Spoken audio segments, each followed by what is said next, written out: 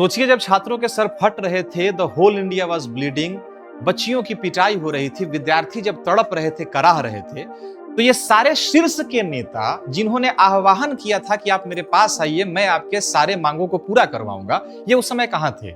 क्या आपने किसी भी वीडियो में, कहीं इंस्टाग्राम, फेसबुक, यूट्यूब पे आपने ऐसा कोई भी वीडियो, कोई सीन देखा जिसमें एक बड़ा नेता, एक बड़ा अधिकारी, एक बहुत बड़ा मंत्री, उसका सर फटा हो, चाहे वो सीजेपी का हो, चाहे वो बीजेपी का हो, इससे कोई फर्क नहीं पड़ता। अब सवाल ये उठता है कि 20 जुलाई को 1:30 बजे से लेकर 3:30 बजे तक ये जो तांडव हुआ भारत देश के भीतर, एक ऐसा दृश्य जिसको देख के आपका, मेरा, सबका कलेजा फट गया। बच्चे लहूलुहान दिख रहे हैं। चूंकि मैं एक शिक्षक हूं तो तकलीफ ज्यादा होती है जब उनके ऊपर लाठियां पड़ रही होती हैं, तो लगता है कि वो चोट यहां दिल पे लगी है। चूंकि मेरे दाल, रोटी, कपड़ा सब कुछ इसी से चल रहा है। अब आप अगर ये सोचते हैं कि ये सारी घटनाएं एकाएक हो गई, तो ऐसा बिल्कुल नहीं हुआ। इस वीडियो को स्किप मत कीजिएगा, वरना पूरी जिंदगी आपको ये अफसोस रह जाएगा कि आखिर इस सारे घटनाक्रम के पीछे विलेन कौन था। मैं किसी पार्टी की बात नहीं कर रहा, किसी का पक्ष नहीं लूंगा, किसी का विपक्ष की बात नहीं करूंगा।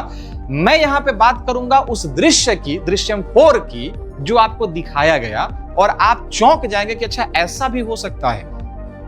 असल में दोस्तों, इस कहानी के 4 एपिसोड हैं। एपिसोड नंबर 1, 15 जुलाई से लेके 19 जुलाई तक छात्रों को एसएमएस के जरिए, इंस्टाग्राम के जरिए, व्हाट्सएप के जरिए भारत भर में एक नैरेटिव फैलाया गया कि मैं आपके अधिकारों की बात करने वाला हूं, आप हमसे जुड़िए।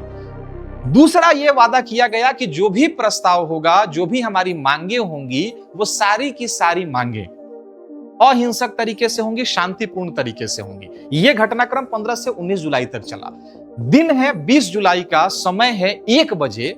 1 बजे जब भीड़ जंतर मंतर से निकलकर पार्लियामेंट की तरफ बढ़ती है, एक्चुअली वो बढ़ती नहीं है, उसे बढ़ाया जाता है, क्योंकि अधिकांश बच्चों को यह पता ही नहीं था कि वो जिस दिशा में निकल पड़े हैं, वो दिशा, वो जगह प्रतिबंधित क्षेत्र है और वहां के लिए कोई प्रदर्शन का वो कोई केंद्र ही नहीं था। पार्लियामेंट की तरफ बढ़ पड़ी।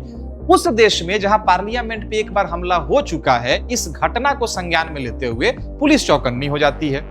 जब भीड़ बढ़ रही है पार्लियामेंट की तरफ, तो ये जो शीर्ष के नेता हैं, जितने भी लोगों ने आह्वान किया था, इसमें से एक भी नेता आप किसी भी वीडियो में मुझे खोज कर दिखा दीजिए कि उन बच्चों के साथ रहा हो, उन विद्यार्थियों के साथ रहा हो। नहीं, क्योंकि इन्हें क्या करना था, आपका घर जलाकर अपना हाथ सेकना था, तवे पे अपनी रोटी बनानी थी।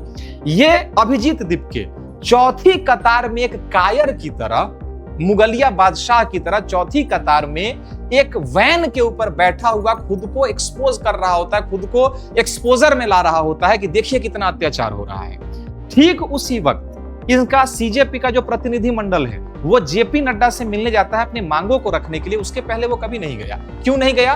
क्योंकि इन लोगों को यह दिखाना था कि देखिए, इस हिंसा के पीछे जिम्मेदार हम नहीं है, हम तो शांतिपूर्ण तरीके से चाहते थे। ये जो सारे विद्यार्थी हैं वो मूर्ख हैं, और वो लोगों ने हिंसा शुरू कर दिया। दे वर ट्राइंग कि वो अपने आप को अलग अलग जगहों पे स्पॉट कर, स्टूडेंट्स ने मार खाई और ये साला यहाँ घूम रहा है। बता अब कहाँ गई? करके एक्टिविज्म कर रहे थे या फिर कोई हाई लेवल मीटिंग चल रही थी। शर्म करो, शर्म। लोगों को सड़कों पर बुला करके 1.5 महीने तक सोशल मीडिया पर ड्रामेबाजी करके 20 तारीख को कहां गायब हो गए थे तुम विजेता दहिया, ताकि आने वाले समय में जब कानूनी कार्रवाई होनी शुरू हो तो उसमें ये कहीं दोषी नहीं पाए जाएं। एक नेता वहां दिखता नहीं है। अब आह्वान करने वाले ही जब वहां नहीं दिखते, तो ऑब्वियस ही घटनाक्रम है कि जो भीड़ है वो समझ ही नहीं पाती कि अब हमें करना क्या है, किस दिशा में जाना है। ये बिल्कुल वैसा ही था कि किसी भेड़ के झुंड को एक दिशा में हाँक दो और फिर वहां से गायब हो जाओ, तो भेड़ बकरियां बिल्कुल कंफ्यूज हो जाती हैं कि भाई हम क्या करें, कहां जाएं। कोई कहीं चिल्ला रहा होता है, कोई कहीं सिंह मार रहा होता है। अभिजीत दीपके सबसे पीछे है। प्रतिनिधि मंडल ये कहां बैठा है? तो जेपी नड्डा के ऑफिस में। मिस्टर सौरभ, ये भाई साहब वो भी वैन में बैठ के मीडिया को अपना इंटरव्यू दे रहे हैं, ठीक उस वक्त जब आपके बुलाए गए, आपके भरोसे पर आए हुए लोगों के सर फट रहे थे, बच्चे पीटे जा रहे थे, बच्चियों को समझ में नहीं आ रहा था कि अपना सर बचाएं या अपनी इज्जत बचाएं। The whole country was bleeding, क्योंकि ये वो लोग हैं जो देखना चाहते थे। इनका एक नारा था, भारत तेरे टुकड़े होंगे, और ये भारत को टुकड़े होते हुए उस समय देख रहे थे। ये अपने आप को एक्सपोजर करवा रहे थे कि भाई हमारे ऊपर जो बैठे हुए हमारे मसीहा हैं, वो ये देखें कि आपके जो पैसे मिले हैं, मैंने उसका क्या सदुपयोग किया है। भारत को तोड़ना था, मैं तोड़ रहा हूं, ये चाहते थे। और उसमें सबसे बड़ा स्क्रिप्ट राइटर एक बंदा, विजेता दहिया, ये बर्गर खाता हुआ वहां से 700 मीटर की दूरी पर बर्गर किंग नाम के आउटलेट में दिखता है।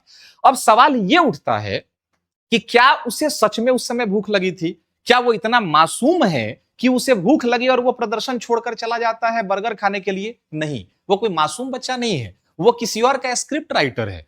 वो जानता है कि कब क्या लिखना है, कब क्या दिखाना है और कब क्या देखना है। वो चाहता था कि बाकी जब लोग अलग अलग जगहों पे स्पॉट हो रहे हैं तो मैं एक एसी कमरे में बैठ के अपने आप को स्पॉट करवाता हूं कि मैं भी वहां नहीं था।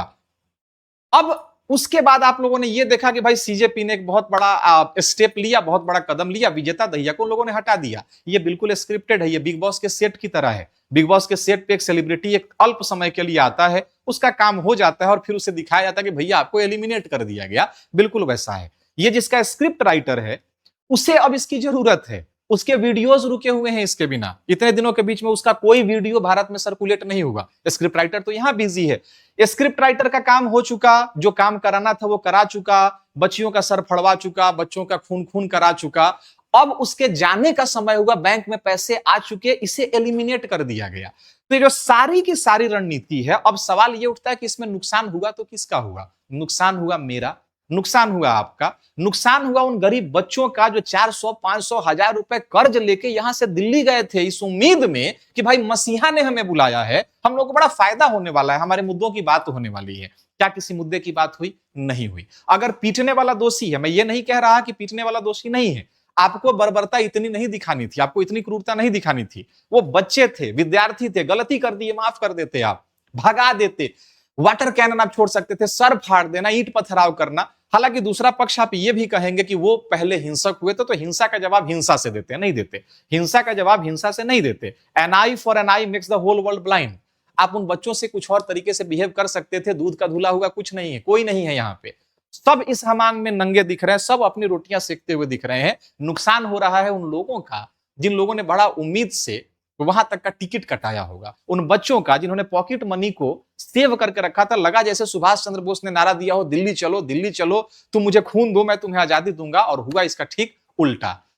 मैं आप लोगों से अपील करता हूं कि इन सारे चीजों के झांसे में ना आए, विद्यार्थी को विद्यार्थी की तरह ही रहने दें और इन सारे हिंसा को अभी रोकें, वरना भारत सच में टुकड़े टुकड़े में टूट जाएगा। ये नेपाल, बांग्लादेश और श्रीलंका नहीं बनना चाहिए। विदेशी ताकतें यही तो चाहती हैं कि हम बटें, हम टूट जाएं, हम बर्बाद हो जाएं।